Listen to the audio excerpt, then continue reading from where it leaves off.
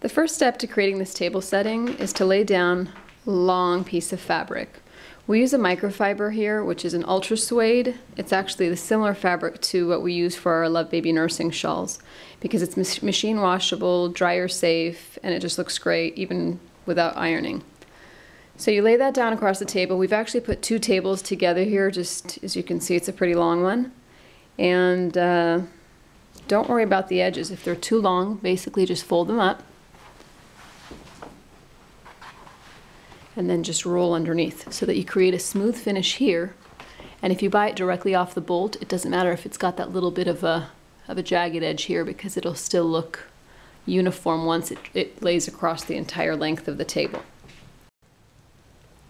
The second step of the table setting is to lay down some boxes or essentially anything that's going to give you height, and that's a stable surface that you can put food trays on. So we've used a couple boxes here. They're about a 12 by 10 by 6, and the middle one is about a 12 by 10 by 12 height. But again, you can use a stack of books or really anything that's going to support the weight of a platter of food. Next comes the fun part. We bought some simple crushed velvet. We have some here in this gold color. It's real thin. Just buy it straight exactly as it is off of the roll. We also have this blue. Now because this dining room has the blue chairs, so we're going to go with the blue and the brown. So first I just lay the fabric straight over the boxes, and then later you take your fabric and you kind of drape it neatly all around the boxes so that you've got a little bit of dimensionality in between and you can sort of see the shapes. You can always fold the edges of the fabric underneath because God knows we don't have time to do any hemming. There's that. Again, just sort of cover that up. Obviously we're going to be using more fabric on the other side of this table, but for now this is the general picture of how it ends up looking. So we now have the table set with all the boxes, with the microfiber, and then with the crushed velvet on top. Keep in mind that all of the little edges should fold in so that it looks nice and finished.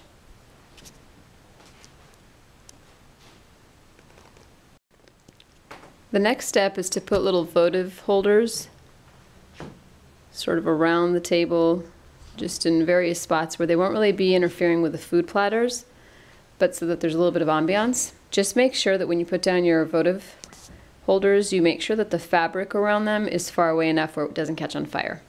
Not a good idea. Next, I like to take these little stones that I buy at the 99-cent store or any dollar store and just sprinkle them around.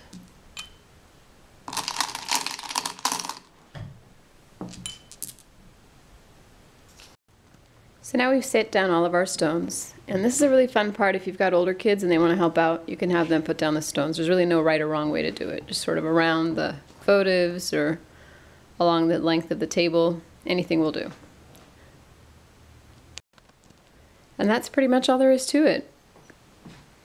Try to imagine the table with maybe nachos and chips and dips and all sorts of drinks and such that you can put out on the higher pieces of the tablecloth, and then of course things that you can put all around. So essentially maybe a vegetable platter and then various dips underneath it. It's really open to anything that you'd like to serve for the holiday.